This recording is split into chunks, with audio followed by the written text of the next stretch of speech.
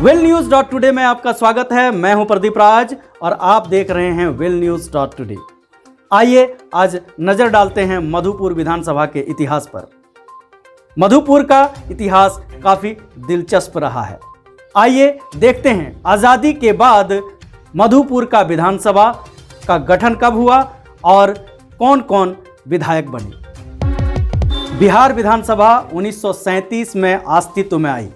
विधानसभा में 152 सदस्यों की संख्या थी।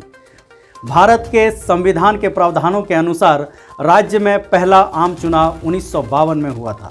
डॉक्टर कृष्ण सिंह सदन के पहले नेता और मुख्यमंत्री बने। वहीं डॉक्टर अनुग्रह नारायण सिंह विधानसभा के उपनेता चुने गए और राज्य के पहले उप मुख्यमंत्री बने।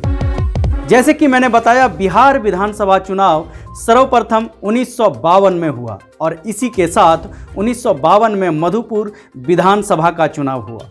तब 54 सीट पर 2 विधायक चुने जाने का प्रावधान था और 54 सीट पर 2 विधायकों का चुनाव एक साथ होता था और यह प्रावधान 1957 के आम चुनाव तक था।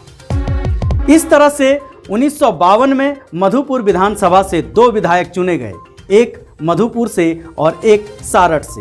मधुपुर से जहां गोकुल महरा चुनाव जीते, वहीं सारठ से जानकी प्रसाद सिंह जीते। देखिए यह खास रिपोर्ट।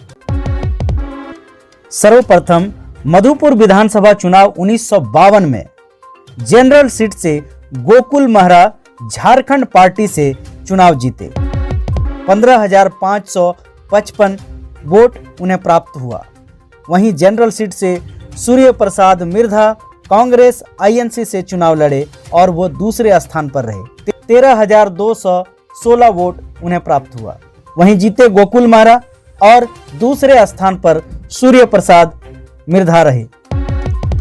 वहीं मधुपुर विधानसभा चुनाव 1952 में सारठ सीट से जानकी प्रसाद सिंह आईएनसी कांग्रेस से चुनाव लड़े।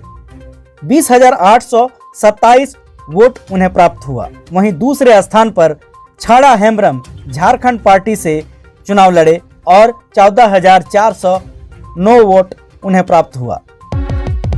इस प्रकार से विजय हुए जानकी प्रसाद सिंह सारठ सीट से और दूसरे स्थान पर छाड़ा हेम्ब्रम रहे। 5 साल का कार्यकाल खत्म होने के बाद बिहार विधानसभा का चुनाव 1957 में हुआ और इस बार भी 54 सीटों पर एक विधानसभा से 2 विधायकों का चुनाव एक साथ होना था, क्योंकि इस बार भी यह प्रावधान था। बता दें कि 1957 के चुनाव के बाद यह प्रावधान खत्म कर दिया गया था, लेकिन इस बार देवघर विधानसभा से 2 विधायकों का चुनाव होना था, एक देवघर और एक मधुपुर के लिए। देवघर विधानसभा से सैल बाला रॉय विधायक बनी। वहीं मधुपुर से महंगूलाल दास चुनाव जीते। मधुपुर विधानसभा चुनाव 1957 की अगर बात करें तो इस सीट की देवघर विधानसभा से देवघर और मधुपुर के लिए चुनाव लड़ा गया था। इस सीट में प्रत्याशी देवघर से जो थी वो सैल बाला रॉय, जो कांग्रेस से चुनाव जीती। उन्हें कुल वोट 18,225 प्राप्त हुआ। वहीं अकला देवी जो दूसरे नंबर पर रही, CNP SPJP पार्टी से चुनाव लड़ी और उनका वोट 10,604 रहा। इस तरह से शैल बाला रॉय देवघर से चुनाव जीती और दूसरे स्थान पर अकला देवी रही। पुनः एक बार बता दें, मधुपुर विधानसभा 1957 में सीट SC हो गया था, जो देवघर से देवघर विधानसभा कहलाता था। मधुपुर से मंगूलाल दास कांग्रेस से चुनाव लड़े और उन्हें 15,790 वोट प्राप्त हुआ। वहीं हरखू महरा CNPSPJP पार्टी से चुनाव लड़े और उन्हें कुल वोट 9,888 प्राप्त हुआ। इस प्रकार से मंगूलाल दास चुनाव जीते और दूसरे स्थान पर हरखू महरा रहा। 5 साल के बाद 1962 में बिहार विधानसभा का चुनाव हुआ और इस बार सभी विधानसभा से एक विधायक चुने जाने का प्रावधान था, लेकिन मधुपुर विधानसभा को अनुसूचित जाति के लिए आरक्षित कर दिया गया था।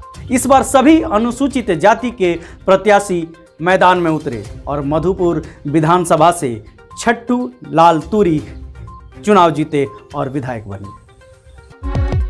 मधुपुर विधानसभा चुनाव 1962 में मधुपुर सीट अनुसूचित जाति के लिए आरक्षित कर दिया गया। इस सीट से एससी प्रत्याशी छट्टू तुरी SWA पार्टी से चुनाव लड़े और 12,058 वोट से जीते। वहीं दूसरे स्थान पर मंगूलाल दास कांग्रेस INC से चुनाव लड़े और 8,378 वोट उन्हें प्राप्त हुआ। इस तरह से जीते छट्टू तुरी और दूसरे स्थान पर मंगूलाल दास रहे। मधुपुर विधानसभा सीट पर आजादी के बाद 1952 से लेकर 1967 तक अनुसूचित जाति के उम्मीदवार जीते। 1952 में जनरल सीट से चुनाव जीते। वहीं 1957 और 1962 में आरक्षित सीट होने की वजह से चुनाव जीते। मधुपुर विधानसभा में विधायक के रूप में 15 वर्षों तक अनुसूचित जाति का प्रतिनिधित्व रहा। 1952 से 1957 तक गोकुल मेहरा, 1957 से 1962 तक मंगूलाल दास और 1962 से 1967 तक छट्टू लाल तुरी ने प्रतिनिधित्व किया। 1967 में मधुपुर विधानसभा सीट को जनरल कर दिया गया और इसी के साथ मधुपुर विधानसभा सीट से अनुसूचित जाति का प्रतिनिधित्व धीरे धीरे खत्म होता गया। अब स्थिति यह है कि अनुसूचित जाति केवल वोट बैंक बनकर रह गए हैं। सभी पार्टी के नेताओं ने पिछले कई दशकों से इस्तेमाल किया है और विधानसभा क्षेत्र अंतर्गत कहीं भी प्रतिनिधित्व का मौका नहीं दिया। ना ही इस समाज से कई दशकों से कोई नेता उभर कर सामने आया है। बता दूं, दलित समाज को सभी नेताओं ने एक वोट बैंक की तरह इस्तेमाल किया। वजह चाहे जो भी हो, इस समाज को सभी क्षेत्रों में प्रतिनिधित्व की आवश्यकता है। राजनीति आजकल जातिगत आधार पर किया जाता है। किस जाति के लोग कितने हैं समीकरण बनाते हैं। इन समुदाय के लोगों को भी समीकरण बनाने की आवश्यकता है। आज के लिए बस इतना ही। अब हमें दीजिए इजाजत। कल फिर मिलेंगे कुछ नए खबरों के साथ। हमारे YouTube चैनल को सब्सक्राइब करें, बेल आइकन दबाना ना भूलें और अधिक जानकारी के लिए लॉगिन करें www.willnews.today को। धन्यवाद।